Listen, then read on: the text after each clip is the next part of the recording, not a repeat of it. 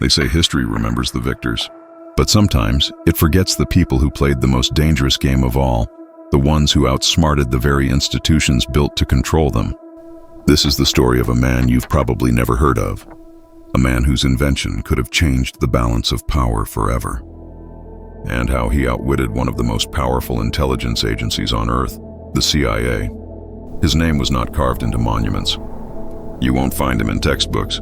But in the shadows of the Cold War, when paranoia ruled governments and every breakthrough was a weapon, he built something so extraordinary that it frightened people in suits far more than it impressed them. He was an engineer, brilliant, eccentric, stubborn. He didn't look like a spy. He wasn't trained for espionage, but he had a gift. He could see patterns where others saw noise. And in the early 1970s, he stumbled onto a discovery that promised to revolutionize communication. Long-range, encrypted transmissions that no government could intercept. At a time when surveillance was king, he created a system the king couldn't break. To the CIA, this wasn't just technology. It was a threat to secrecy, to dominance, to control. So they approached him, not with praise, but with pressure. First came the friendly invitations, meetings, grants, offers of collaboration. But the genius refused. He wasn't interested in politics. He believed technology belonged to humanity, not governments. When persuasion failed, intimidation followed. His lab mysteriously caught fire. Anonymous letters warned him to stop. Friends told him men in dark suits were asking questions.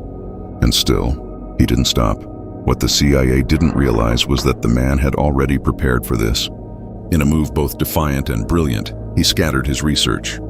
He copied notebooks, buried blueprints with colleagues across the globe, mailed prototypes to universities he'd never even visited. If anything happened to him, the world would still know his secrets. And then, the unthinkable, he disappeared. One morning, he simply didn't show up to his workshop. Some say he fled abroad under a false name. Others believe he was silenced. But what we know is this. Months later, fragments of his work surfaced in Europe, Asia, even South America. Independent scientists were suddenly testing communication devices that looked eerily similar to his. The CIA had tried to erase him, but they couldn't erase the idea. Today his name remains buried in dusty patents and obscure research papers. But his defiance echoes in the encrypted apps we use, the private networks governments still struggle to crack. He may not have lived to see his invention change the world, but in the end, he won. Because the genius wasn't just fighting for recognition. He was fighting for freedom, the freedom to speak, to connect, to exist without being watched. And that's a war every generation still wages today. So the next time you send a private message, remember, somewhere in history, a forgotten mind stood up to the most powerful intelligence agency on Earth and outsmarted them.